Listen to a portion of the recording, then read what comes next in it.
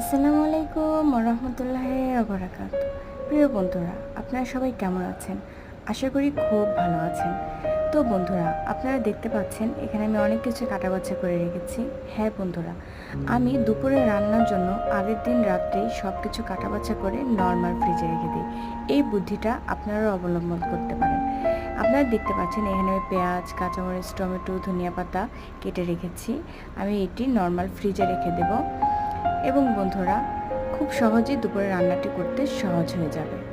এখানে আমরা খুব সহজেই সবজি কেটে রেখেছি, হালকা একটু পানি দিয়ে ভিজিয়ে রেখেছি নর্মাল ফ্রিজে রেখে দেওয়ার জন্য, সহজেই কালো হয়ে যাবে না।